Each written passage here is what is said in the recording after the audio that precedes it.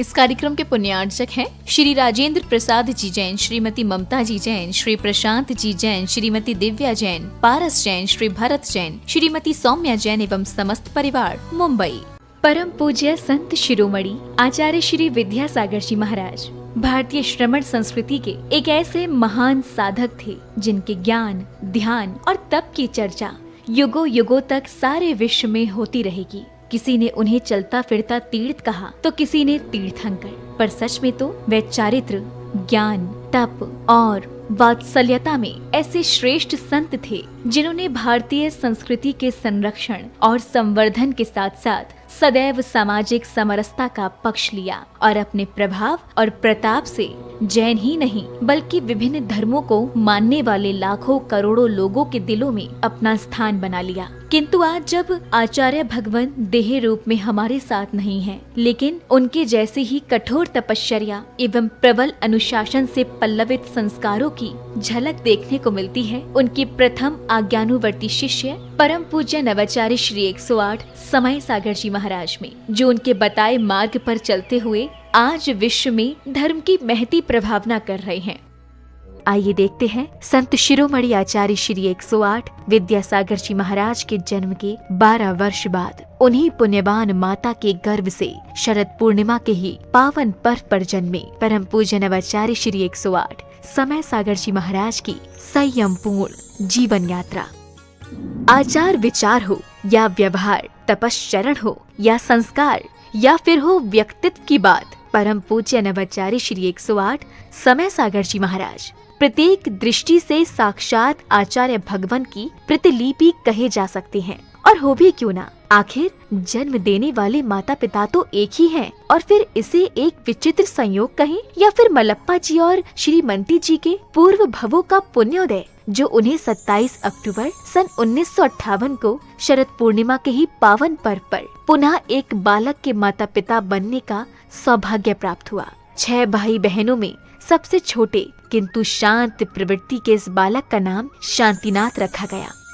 शांतिनाथ जैन बाल्यावस्था से ही पढ़ने लिखने में तो कुशाग्र थे ही, लेकिन जैसे जैसे समय बीतता गया वैसे वैसे उनकी रुचि धर्म और आध्यात्म में बढ़ने लगी, और इसी अभिरुचि के कारण ही मात्र 17 साल की उम्र में ही शांतिनाथ जा पहुँचे राजस्थान स्थित श्री महावीर जी में विराजमान आचार्य श्री विद्यासागर जी की शरण में, जहां 2 मई 1975 को आचार्य श्री ने शांतिनाथ जी की प्रार्थना स्वीकार कर उन्हें ब्रह्मचर्य व्रत दे दिया। ब्रह्मचर्य व्रत धारण करते ही ब्रह्मचारी शांतिनाथ जी दिन रात गुरु सेवा और धर्म ध्यान में तल्लीन हो गए। संयम व्रत को धारण कर तप और साधना के निर्मल पथ पर चल रहे ब्रह्मचारी शांतिनाथ ने केवल 5 वर्ष की अल्प अवधि में ही वैराग्य पद के विभिन्न सोपानों को पार कर अपनी योग्यता से आचार्य भगवान को प्रभावित कर लिया, जिसका पारितोषिक मिला उन्हें मुनि दीक्षा के रूप में। 8 मार्च 1980 को मध्य प्रदेश के छतरपुर स्थित श्री दिगंबर जैन सिद्ध क्षेत्र द्रोणगिरी में आचार्य श्री विद्यासागर जी महाराज ने उन्हें मुनि दीक्षा प्रदान कर दिगंबर मुद्रा का पूर्ण साधक घोषित कर दिया और नाम दिया मुनि श्री समय सागर जी महाराज।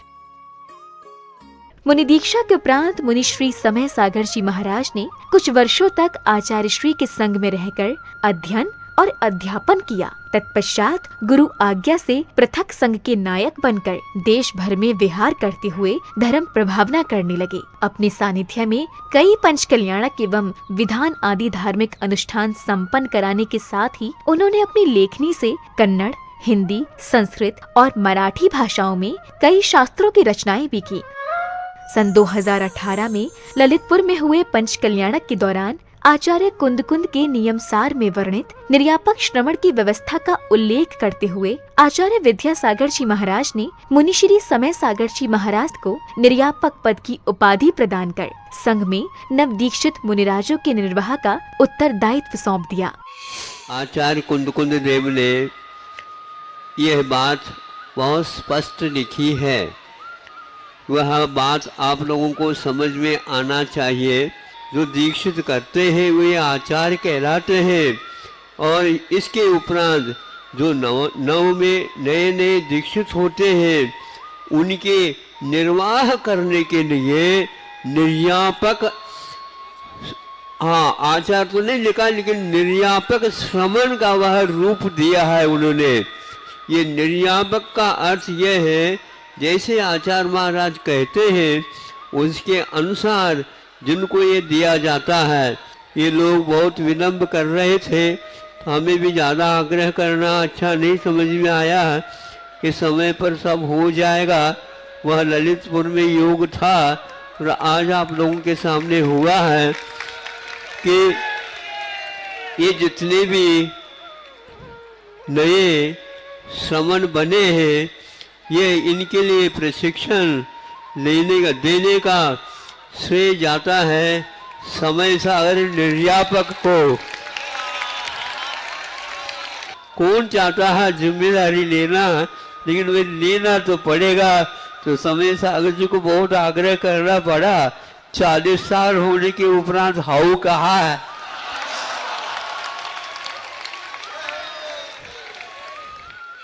समय अपनी गति से चलता रहा। छत्तीसगढ़ के डोंगरगढ़ स्थित चंद्रगिरी तीर्थ में विराजमान आचार्य श्री विद्यासागर जी महाराज ने 6 फरवरी के ही दिन आचार्य पद के लिए निर्यापक श्रमण मुनि श्री समय सागर जी महाराज को चुन लिया एवं अपनी समाधि से 3 दिन पूर्व 15 फरवरी 2024 को आचार्य पद का त्याग कर पूर्ण संलेखना की ओर अग्रसर हो गए।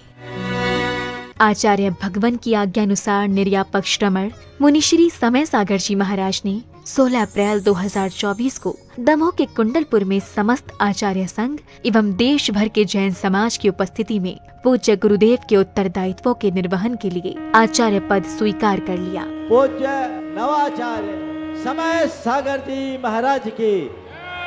अंततः ये कहा जा सकता है कि आज का दिन केवल एक पर्व ही नहीं बल्कि स्वर्णिम अक्षरों से लिखित एक ऐसा अध्याय है जो विश्व के धार्मिक इतिहास में सदा ही अमर रहेगा।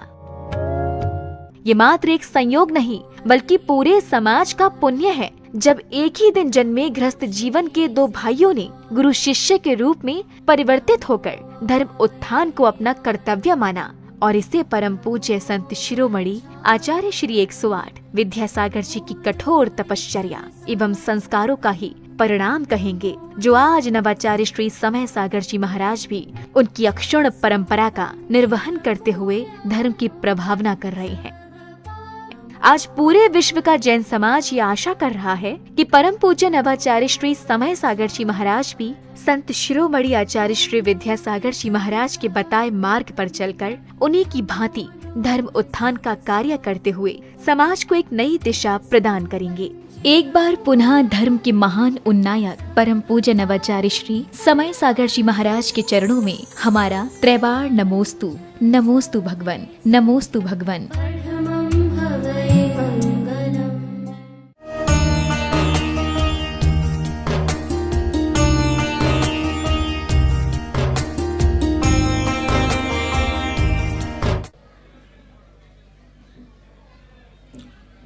ओम नमः सिद्धेभ्यः, ओम नमः सिद्धेभ्यः, ओम नमः सिद्धेभ्यः। अहिंसा परमो धर्म की महावीर भगवान प्रातः स्मरणीय परम पूजाचार्य गुरुवर श्री विद्यासागर जी मुनि महाराज की। पूज्य ज्येष्ठ श्रेष्ठ प्रथम निर्यापक श्रमण अभिनव आचार्य श्री समय सागर जी महाराज की।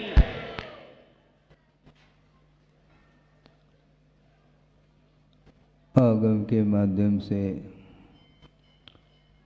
हमें ये ज्ञात होता है कि आज वर्तमान में भी विदेह क्षेत्र में विद्यमान 20 तीर्थंकर हैं जिनकी आराधना वहाँ के क्षेत्रीय जो लोग हैं उनके माध्यम से आराधना वहाँ पर होती है।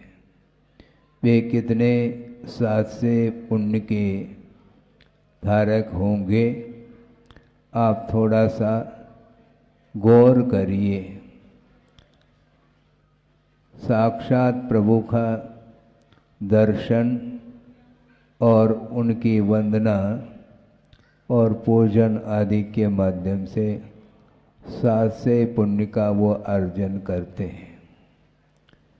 बहुत सारे कलाएं होती हैं, उसमें पुण्यार्जन करने की कला एक बहुत अद्भुत चीज़ है। गुरुदेव का बार बार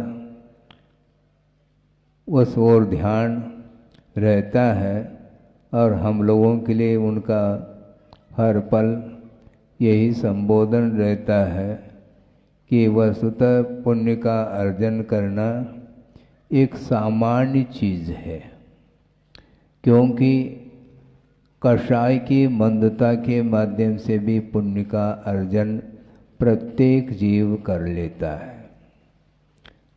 और यहाँ तक कि जो उच्च कुल में पैदा नहीं हुए हैं, जैन धर्म से अनभिज्ञ हैं, वो भी अपनी मान्यता के अनुरूप अपने उपास्य देवता की उपासना वो करते हैं और उसके माध्यम से भी पुण्य संचित हो जाता है।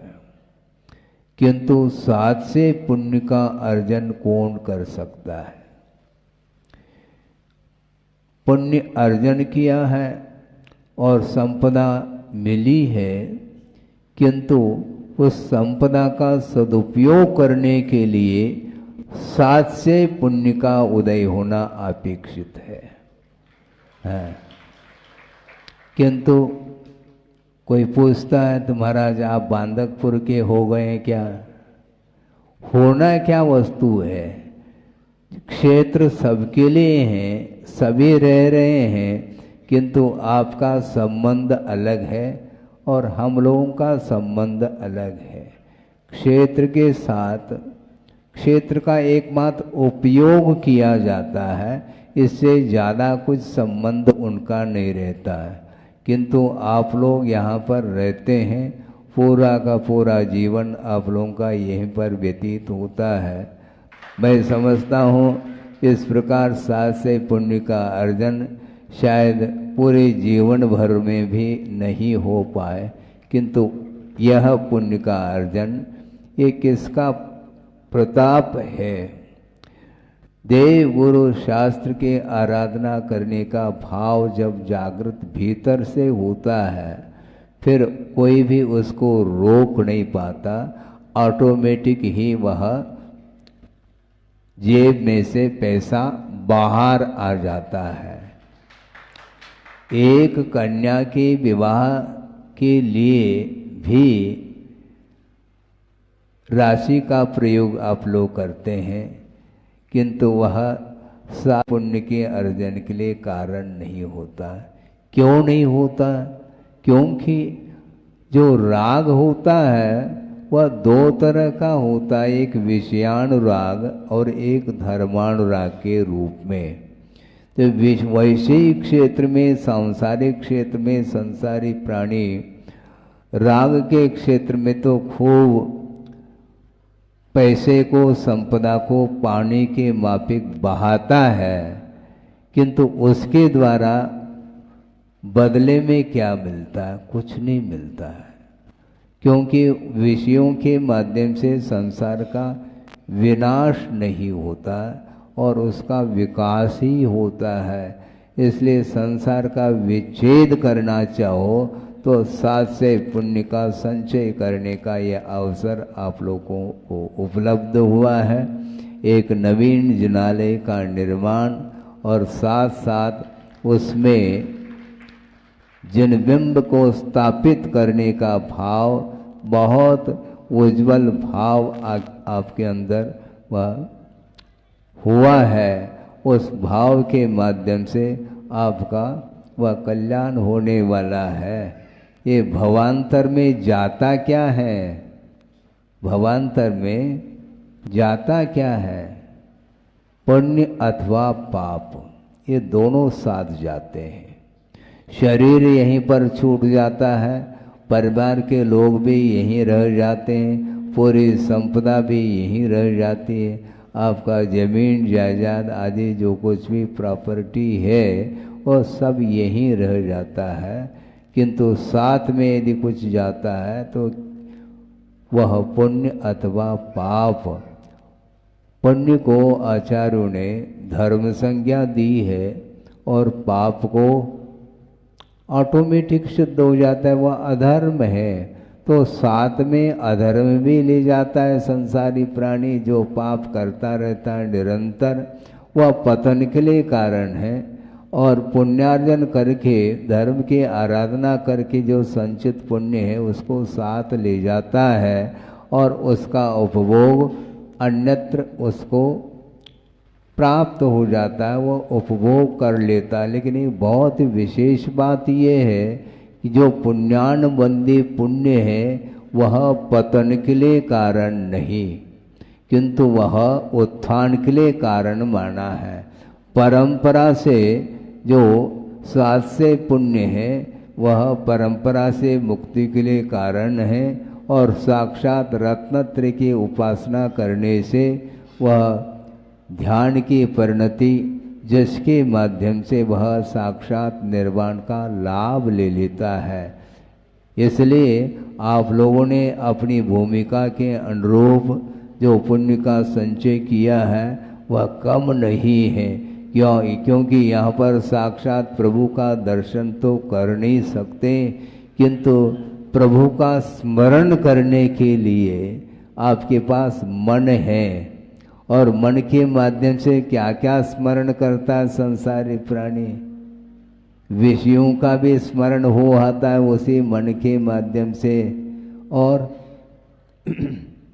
और किसका, प्रभु का भी स्मरण किया जाता है। साक्षात प्रभु नहीं है, किंतु आगम के माध्यम से जहाँ पर भी विद्यमान तीर्थंकर हैं, जहाँ पर सौधर्म इंद्रादिक जा कर के महोत्सव मनाते हैं और उसके माध्यम से सौधर्म इंद्र भी पुण्य का संचय करता है और वहाँ पर जितनी भी जनता है वो भी साक्षात प्रभु का दर्शन करके परिणामों को निर्मल बनाते रहते हैं। उस प्रकार विशिष्ट पुण्य का संचय हम नहीं कर सकते, कोई बाधा नहीं, किंतु योग्यता के अनुरूप पुण्य का संचय करना चाहिए और वह पुण्य का संचय पाप के क्षय के लिए कारण होता है।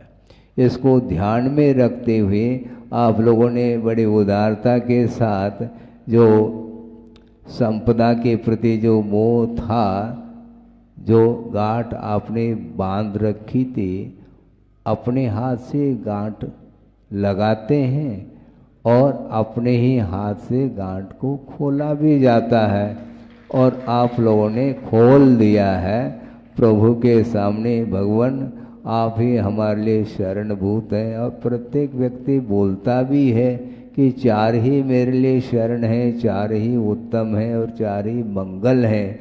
इस प्रकार ये मंगल पाठ आप लोग पढ़ते रहते हैं, उसको आप लोगों ने प्रयोग के रूप में सामने दिखाया है, दिखाया नहीं किंतु प्रयोग करने वाला व्यक्ति ही उस पुण्य का संचय करता है और भावों को निर्मल बनाता है और उसके माध्यम से उसे सद्गति मिलती है और परंपरा से इस पुण्य के प्रताप से ही विशेष रूप से भविष्य में उसे मोक्ष मार्ग की विशिष्ट सामग्री उपलब्ध होती है और जिसके माध्यम से प्रभु की आराधना करते करते वह प्रभुत्व शक्ति जो छुपी हुई है उसको उद्घाटित कर लेता है।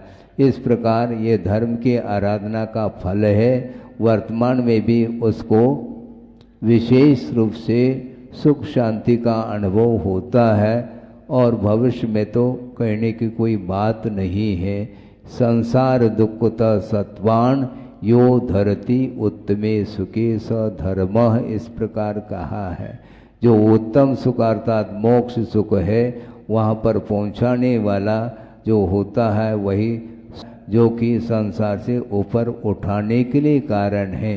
और इंद्रिय से उत्पन्न होने वाला जो सुख है वह क्षणिक सुख है, अंत को प्राप्त होने वाला है और उसमें निरंतरता भी नहीं है। इंद्रिय से उत्पन्न होने वाला जो सुख है वह निरंतर नहीं होता, उसमें गैप आ जाता है। जैसे समझने के लिए आपने पंखा चालू कर दी, ठीक है, तो आपको जो गर्मी लग रही थी, गर्मी शांत हो जाती है, शीतलता मिलती, इसी को सुख बोलते हैं आप। और मान लो एक क्षण के लिए लाइट गोल हो गई, फिर क्या होगा? गैप आ गया। जो शीतलता मिल रही थी कुछ क्षण के लिए और करंट, बिजली गोल हो गई, फिर क्या करेंगे? जब तक बिजली नहीं आएगी तब तक पुनः गर्मी महसूस होती है। ये विषय जन्य जो सुख है वह इसी प्रकार क्षण क्षण में कभी साता का कभी असाता का उदय होता रहता है, इसलिए इसमें निरंतरता नहीं रहती है। किंतु निरंतर जो सुख उत्पन्न होता है वह विषयातीत सुख माना जाता है। उसको उपलब्ध करना चाहते हो तो इसी प्रकार के समय समय पर धार्मिक आयोजन के माध्यम से पुण्य को संचित करना चाहिए और अपने जीवन को उन्नत बनाने के लिए निरंतर पुरुषार्थ करना चाहिए। अहिंसा परमो धर्म की जय। बोधि समाधि परिणाम शुद्धि स्वात्मोपलब्धि शिव शोक सिद्धि चिंतामणिम चिंतित वस्तुदाने त्वां वंदमानस्य ममास्तु देवी। परम पूजाचार्य गुरुवर श्री विद्यासागर जी मुनि प्रातः स्मरणीय परम पूजाचार्य गुरुवर श्री विद्यासागर जी मुनि महाराज की जय। पूज्य ज्येष्ठ श्रेष्ठ प्रथम निर्यापक समण अभिनव आचार्य श्री समय सागर जी महाराज की।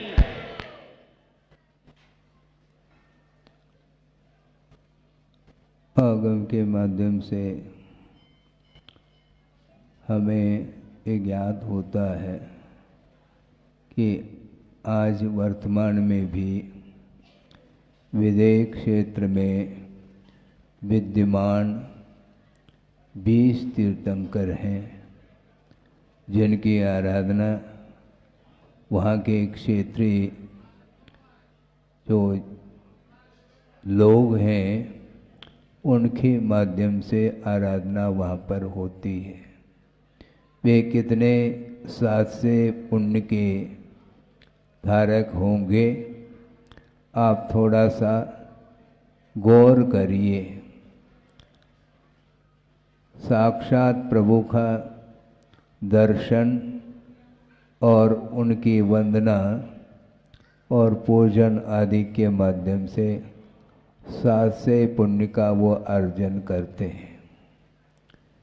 बहुत सारे कलाएं होती हैं, उसमें पुण्यार्जन करने की कला एक बहुत अद्भुत चीज़ है। गुरुदेव का बार बार उस ओर ध्यान रहता है और हम लोगों के लिए उनका हर पल यही संबोधन रहता है कि वस्तुतः पुण्य का अर्जन करना एक सामान्य चीज़ है, क्योंकि कषाय की मंदता के माध्यम से भी पुण्य का अर्जन प्रत्येक जीव कर लेता है। और यहाँ तक कि जो उच्च कुल में पैदा नहीं हुए हैं, जैन धर्म से अनभिज्ञ हैं, वो भी अपनी मान्यता के अनुरूप अपने उपास्य देवता की उपासना वो करते हैं और उसके माध्यम से भी पुण्य संचित हो जाता है। किंतु साथ से पुण्य का अर्जन कौन कर सकता है? पुण्य अर्जन किया है और संपदा मिली है, किंतु उस संपदा का सदुपयोग करने के लिए साथ से पुण्य का उदय होना अपेक्षित है। किंतु कोई पूछता है तो महाराज आप बांदकपुर के हो गए हैं क्या? होना क्या वस्तु है? क्षेत्र सबके लिए है, सभी रह रहे हैं, किंतु आपका संबंध अलग है और हम लोगों का संबंध अलग है। क्षेत्र के साथ क्षेत्र का एकमात्र उपयोग किया जाता है, इससे ज़्यादा कुछ संबंध उनका नहीं रहता है। किंतु आप लोग यहाँ पर रहते हैं, पूरा का पूरा जीवन आप लोगों का यहीं पर व्यतीत होता है। मैं समझता हूँ इस प्रकार सात से पुण्य का अर्जन शायद पूरे जीवन भर में भी नहीं हो पाए, किंतु यह पुण्य का अर्जन ये किसका प्रताप है? देव गुरु शास्त्र के आराधना करने का भाव जब जागृत भीतर से होता है, फिर कोई भी उसको रोक नहीं पाता, ऑटोमेटिक ही वह जेब में से पैसा बाहर आ जाता है। एक कन्या के विवाह के लिए भी राशि का प्रयोग आप लोग करते हैं, किंतु वह सा पुण्य के अर्जन के लिए कारण नहीं होता। क्यों नहीं होता? क्योंकि जो राग होता है वह दो तरह का होता है, एक विषयानुराग और एक धर्मानुराग के रूप में। तो वैषयिक क्षेत्र में, सांसारिक क्षेत्र में संसारी प्राणी राग के क्षेत्र में तो खूब पैसे को, संपदा को पानी के माफिक बहाता है, किंतु उसके द्वारा बदले में क्या मिलता है? कुछ नहीं मिलता है, क्योंकि विषयों के माध्यम से संसार का विनाश नहीं होता और उसका विकास ही होता है।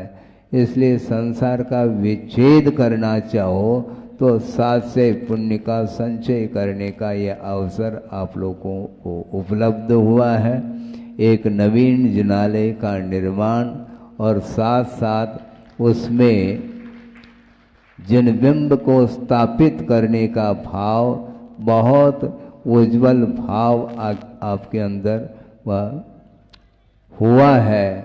उस भाव के माध्यम से आपका वह कल्याण होने वाला है। ये भवांतर में जाता क्या है? भवांतर में जाता क्या है? पुण्य अथवा पाप, ये दोनों साथ जाते हैं। शरीर यहीं पर छूट जाता है, परिवार के लोग भी यहीं रह जाते हैं, पूरी संपदा भी यहीं रह जाती है। आपका जमीन जायदाद आदि जो कुछ भी प्रॉपर्टी है वो सब यहीं रह जाता है, किंतु साथ में यदि कुछ जाता है तो वह पुण्य अथवा पाप। पुण्य को आचार्यों ने धर्म संज्ञा दी है और पाप को ऑटोमेटिक सिद्ध हो जाता है, वह अधर्म है। तो साथ में अधर्म भी ले जाता है संसारी प्राणी, जो पाप करता रहता है निरंतर, वह पतन के लिए कारण है। और पुण्यार्जन करके, धर्म की आराधना करके जो संचित पुण्य है उसको साथ ले जाता है और उसका उपभोग अन्यत्र उसको प्राप्त हो जाता है, वो उपभोग कर लेता है। लेकिन एक बहुत विशेष बात ये है कि जो पुण्यानुबंधी पुण्य है वह पतन के लिए कारण नहीं, किंतु वह उत्थान के लिए कारण माना है। परंपरा से जो सात से पुण्य है वह परंपरा से मुक्ति के लिए कारण है और साक्षात रत्नत्रय की उपासना करने से वह ध्यान की परिणति, जिसके माध्यम से वह साक्षात निर्वाण का लाभ ले लेता है। इसलिए आप लोगों ने अपनी भूमिका के अनुरूप जो पुण्य का संचय किया है वह कम नहीं है। क्योंकि यहाँ पर साक्षात प्रभु का दर्शन तो कर नहीं सकते, किंतु प्रभु का स्मरण करने के लिए आपके पास मन है। और मन के माध्यम से क्या क्या स्मरण करता है संसारी प्राणी? विषयों का भी स्मरण हो आता है उसी मन के माध्यम से, और किसका? प्रभु का भी स्मरण किया जाता है। साक्षात प्रभु नहीं है, किंतु आगम के माध्यम से जहाँ पर भी विद्यमान तीर्थंकर हैं, जहाँ पर सौधर्म इंद्र आदि जा कर के महोत्सव मनाते हैं और उसके माध्यम से सौधर्म इंद्र भी पुण्य का संचय करता है और वहाँ पर जितनी भी जनता है वो भी साक्षात प्रभु का दर्शन करके परिणामों को निर्मल बनाते रहते हैं। उस प्रकार विशिष्ट पुण्य का संचय हम नहीं कर सकते, कोई बाधा नहीं, किंतु योग्यता के अनुरूप पुण्य का संचय करना चाहिए और वह पुण्य का संचय पाप के क्षय के लिए कारण होता है। इसको ध्यान में रखते हुए आप लोगों ने बड़े उदारता के साथ जो संपदा के प्रति जो मोह था, जो गांठ आपने बांध रखी थी, अपने हाथ से गांठ लगाते हैं और अपने ही हाथ से गांठ को खोला भी जाता है और आप लोगों ने खोल दिया है। प्रभु के सामने भगवान आप ही हमारे लिए शरणभूत हैं और प्रत्येक व्यक्ति बोलता भी है कि चार ही मेरे लिए शरण है, चार ही उत्तम है और चार ही मंगल है। इस प्रकार ये मंगल पाठ आप लोग पढ़ते रहते हैं, उसको आप लोगों ने प्रयोग के रूप में सामने दिखाया है, दिखाया नहीं किंतु प्रयोग करने वाला व्यक्ति ही उस पुण्य का संचय करता है और भावों को निर्मल बनाता है और उसके माध्यम से उसे सद्गति मिलती है और परंपरा से इस पुण्य के प्रताप से ही विशेष रूप से भविष्य में उसे मोक्ष मार्ग की विशिष्ट सामग्री उपलब्ध होती है और जिसके माध्यम से प्रभु की आराधना करते करते वह प्रभुत्व शक्ति जो छुपी हुई है उसको उद्घाटित कर लेता है। इस प्रकार ये धर्म की आराधना का फल है। वर्तमान में भी उसको विशेष रूप से सुख शांति का अनुभव होता है और भविष्य में तो कहने की कोई बात नहीं है। संसार दुखता सत्वान यो धरती उत्तमे सुखे स धर्मः, इस प्रकार कहा है। जो उत्तम सुख अर्थात मोक्ष सुख है वहाँ पर पहुँचाने वाला जो होता है वही जो कि संसार से ऊपर उठाने के लिए कारण है और इंद्रिय से उत्पन्न होने वाला जो सुख है वह क्षणिक सुख है, अंत को प्राप्त होने वाला है और उसमें निरंतरता भी नहीं है। इंद्रिय से उत्पन्न होने वाला जो सुख है वह निरंतर नहीं होता, उसमें गैप आ जाता है। जैसे समझने के लिए आपने पंखा चालू कर दी, ठीक है, तो आपको जो गर्मी लग रही थी गर्मी शांत हो जाती है, शीतलता मिलती है, इसी को सुख बोलते हैं आप। और मान लो एक क्षण के लिए लाइट गोल हो गई, फिर क्या होगा? गैप आ गया। जो शीतलता मिल रही थी कुछ क्षण के लिए और करंट बिजली गोल हो गई, फिर क्या करेंगे? जब तक बिजली नहीं आएगी तब तक पुनः गर्मी महसूस होती है। ये विषय जन्य जो सुख है वह इसी प्रकार क्षण क्षण में कभी साता का कभी असाता का उदय होता रहता है, इसलिए इसमें निरंतरता नहीं रहती है। किंतु निरंतर जो सुख उत्पन्न होता है वह विषयातीत सुख माना जाता है। उसको उपलब्ध करना चाहते हो तो इसी प्रकार के समय समय पर धार्मिक आयोजन के माध्यम से पुण्य को संचित करना चाहिए और अपने जीवन को उन्नत बनाने के लिए निरंतर पुरुषार्थ करना चाहिए। अहिंसा परमो धर्म की जय। बोधि समाधि परिणाम शुद्धि स्वात्मोपलब्धि शिव शोक सिद्धि चिंतामणिम चिंतित वस्तुदाने त्वावंद मानस्य ममास्तु देवी। परम पूजाचार्य गुरुवर श्री विद्यासागर जी मुनि।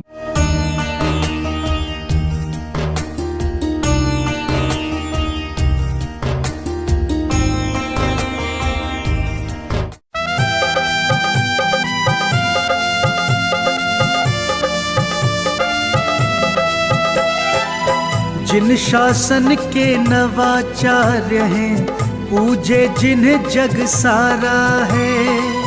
जिन शासन के नवाचार्य हैं पूजे जिन्हें जग सारा है। परम पूज्य श्री समय सागर को शत शत नमन हमारा है। परम पूज्य श्री समय सागर को शत शत नमन हमारा है।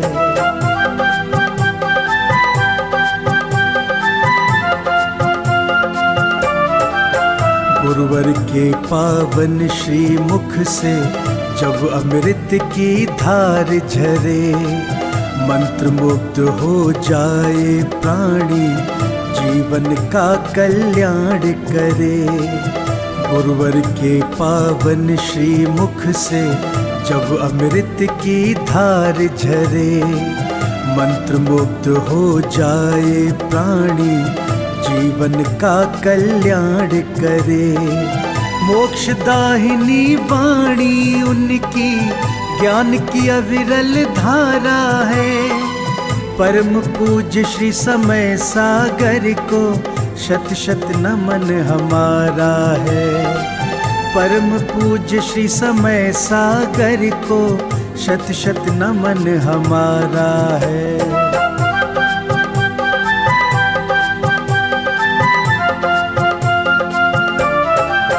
परम तपस्वी दिव्य ओजस्वी धर्म ज्ञान के भंडारी, काया जिनवर के समरूपी भक्तन के हैं भवतारी।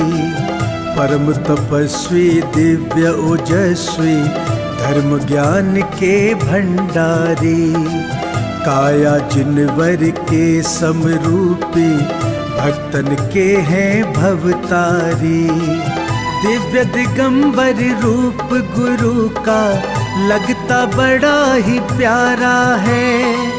परम पूज्य श्री समय सागर को शत शत नमन हमारा है। परम पूज्य श्री समय सागर को शत शत नमन हमारा है।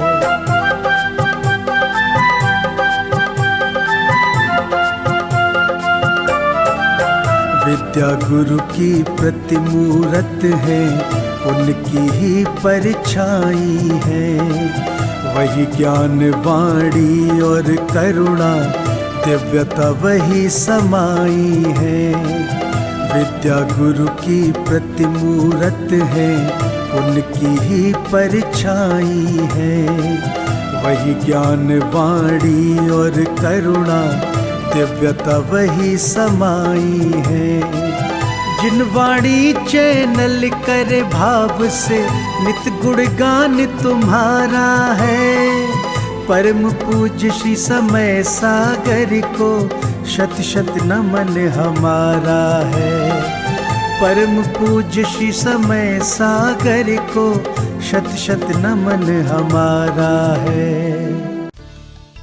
इस कार्यक्रम के पुण्यार्चक थे श्री राजेंद्र प्रसाद जी जैन, श्रीमती ममता जी जैन, श्री प्रशांत जी जैन, श्रीमती दिव्या जैन, पारस जैन, श्री भरत जैन, श्रीमती सौम्या जैन एवं समस्त परिवार, मुंबई।